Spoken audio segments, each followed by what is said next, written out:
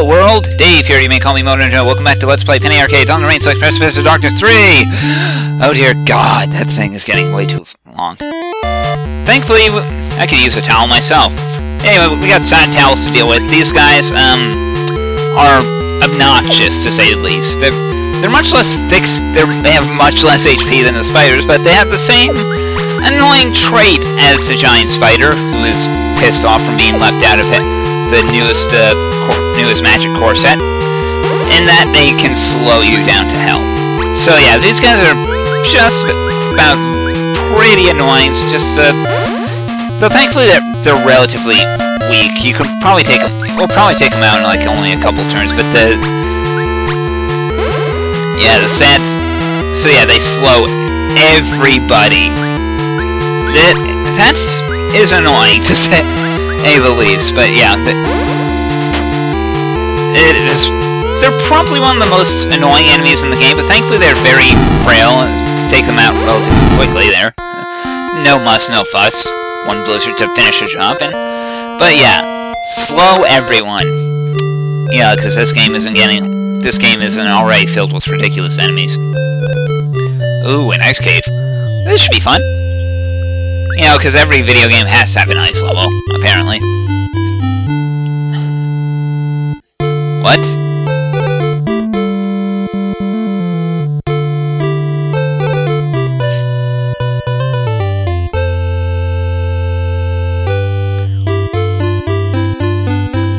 Yeah, I have a feeling that they just didn't want to bother putting in sliding block puzzles. Ooh, then again, I don't really like those anyway. But anyway, we got water hands and ice lions to deal with. The ice lions are weak to fire. Water hands are resistant to it.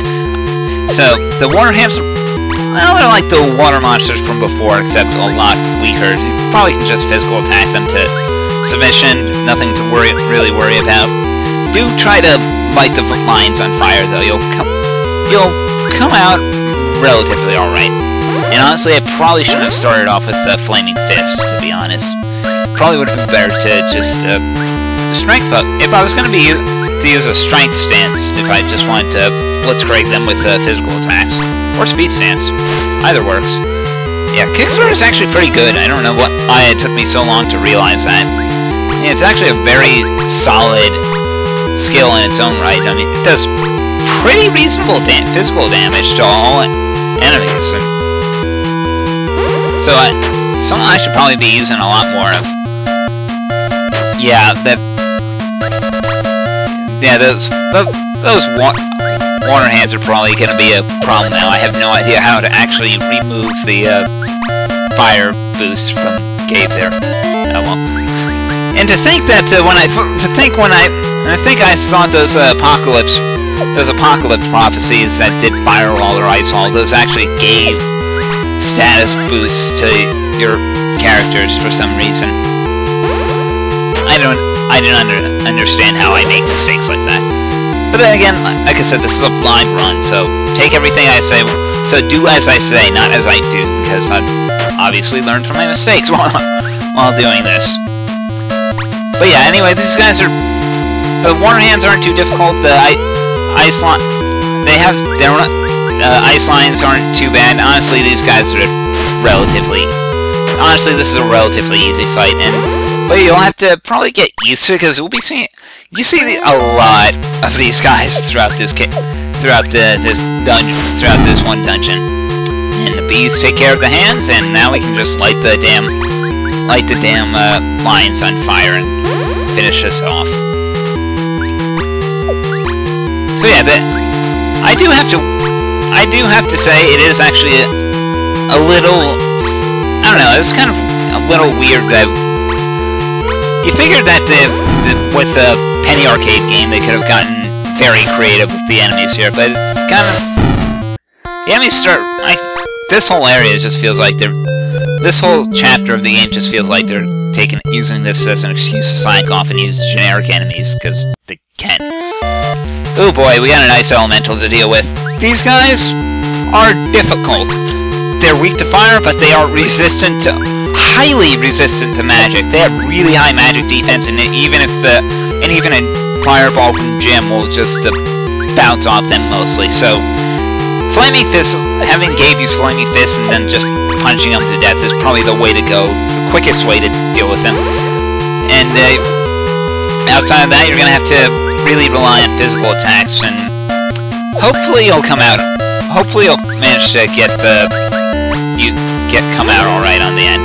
Yeah, see, even that kind of fails there. It's kind of that is how resistant this guy is to magic. Just so your best bet is just physical attacks and just deal with them constantly. Obviously slow, and have Gabe build up to Break Fist if all possible there. That'll be really handy, because this guy actually kind of gives himself a nice little defense buff there once he gets low on HP. Once he gets about to halfway down on his HP there, so that can get very annoying very quickly. So just really no other way to say this other than just probably have Jim turn into a T-Rex right off the beginning, and just keep using that, because that seems to be the only way that you'll actually be dealing any significant damage, because he really resists magic there. It's quite sad. Just go at it with your best eventually, yeah, pretty much just physical attacks are the order of the day here, and hopefully, and just pray that he doesn't end up beefing up his physical defense anytime I'm shooting it, and try to get in a Break Fist early, so that way his physical defense buff isn't really that super effective. Yeah, it's I mean, this game, I haven't been enjoying this game so far, though. You think he would have been able to take a little more creative license with the enemies. I mean, they found out in this game. I don't know.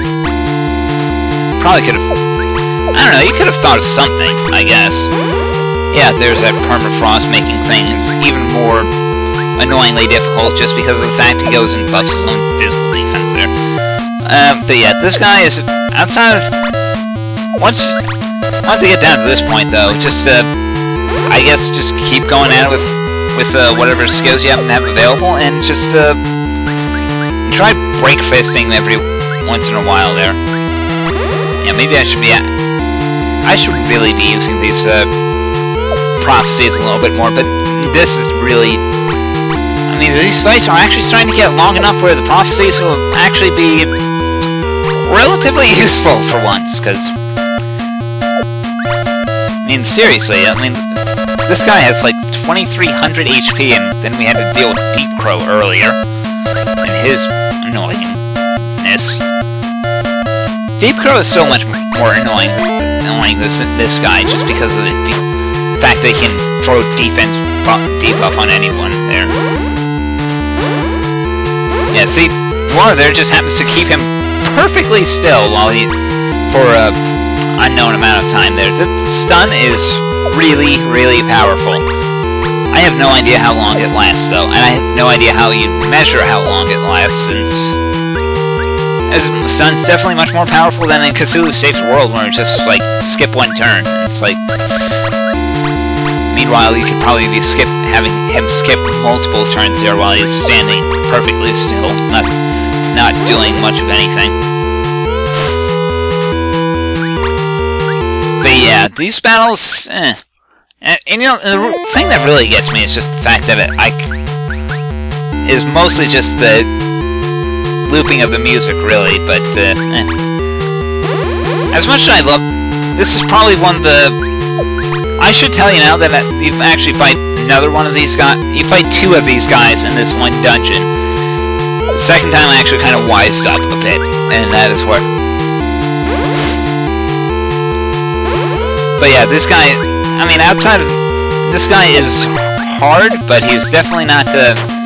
He's definitely not dangerous, to say the least. I mean, he's just a long battle, and it really kind of shows that and you really have to be on your ball with interrupts and all that, just because of that. The fact that this battle does take so long, and you really have to make sure that that he doesn't get too high up in power, because with with that going for him.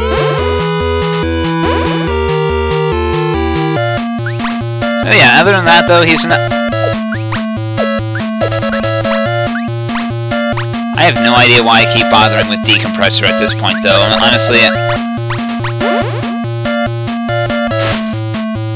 fact, I probably could have actually gotten away with a decent interrupt there. You know, it's actually kind of... It's always an interesting thing when you... Hindsight's 20/20, as they always say, but But yeah, this guy though, he's not... I mean, he takes a long time to take down, but other than that, he's really not too dangerous. But with the multiple damage over time effects on him, with the poison and bleeding and all that, I think we've got him relatively on the run there. I think yeah, next couple of attacks should do him in. Come on, you can fit. Come on, it's not that hard. There we go. This is a long, hard fight. And Ice Spears, finally, for the Elementor there. That makes things a lot easier. Anyway, in this chest, we have to get a Yeti Scarf, which will boost the damage from ice attacks, which... that would probably be pretty good for Tycho there, so let's go ahead and give that to him. I mean, it'll reduce his magic attack, but he's doing a pretty good job in that department, and we really don't need to worry too much there. So, with all that out of the way, let's just continuing exploring around here. There's really, like I said, the enemies here are mostly just more of the same, really. I'm not even joking. It's like you find... I mean, it's like the Ice Lions and the Ice Elementals and the Water Hands. You actually find more Water Monsters as well, which is interesting. You actually find them in groups, but they're not hard fights at least, but they're interesting to say that much. Anyway, after that fight, Gabe happened to learn Magic Stance from the Tube Samurai tree. Yeah, I don't know why you'd give that skill branch a magic buff, but at least it shows how versatile that skill tree is. I mean, it has the right tool for every occasion. Maybe it'll actually make Flame Sphere or Inferno useful. Anyway, we got a potion quantity up there, so nothing. So we pretty much explored this half of the dungeon. But it turns out this is actually more of a This is more of a Hailfire Peaks scenario, ladies and gentlemen, if you actually remember Banjo-Kazooie much. That game series is probably as good as dead, thank you, Microsoft. Gabe, the Who's Next isn't gonna be printed for another 50 years. Maybe you should hold off on that. I think it's 50 years. I have no idea when that album came out. Oh, well, whatever. Anyway, around here, yeah. Now we're in a fire area, because why not? Let's just mash the two together, just because why not? And we got fire dogs and ifrits to deal with here. Obviously, all the enemies in this section are weak to ice, so one good blizzard should take these guys all down with relative ease. And Mega Polish. It's like the only interrupt from the Cord Wander tree, and that is actually useful, and man, is it useful. But yeah, these guys have nothing to really painful up their sleeves. Just one good blizzard spell, and that should take them all down relatively quickly. Yeah, keep trying with your fireballs there, and they're real cute. Yeah, that deals a lot of damage to them. Ooh, and Lycanthrope. And Dino Sorcerer happens to learn Lycanthrope, which is nice and violent. Garden of Violent Upheaval. Which is... Well, let's look at Violent Garden Upheaval first. Yeah, it interrupts. Every turn, every time the garden fires off, it does an interrupt. Which, as we know, I like to actually have some control over my interrupts. I mean, that can be nice, but interrupts kind of have the kind of decay after a while. And yeah, Lycanthrope makes it so that way Dino Transformations are cheaper the first turn, Which means I guess we could start off with a T-Rex transformation if we were feeling crazy, but we really don't need to. Although turn 1 Velociraptor would be interesting, but it's probably not needed either. Velociraptor is probably the transformation I use most on Gym, just because of the fact that it doesn't interrupt and magic boost. So yeah, that's something. But I guess we're done for this episode, so what lays us in the second half here, and how the hell did an ice cave not melt? Well, tune in next time where we won't find out. Until then, I'm Dave. Remember to pack for extreme conditions. Take care, everybody. Now I'm thinking of the Lost Planet for some stupid reason. That game was weird.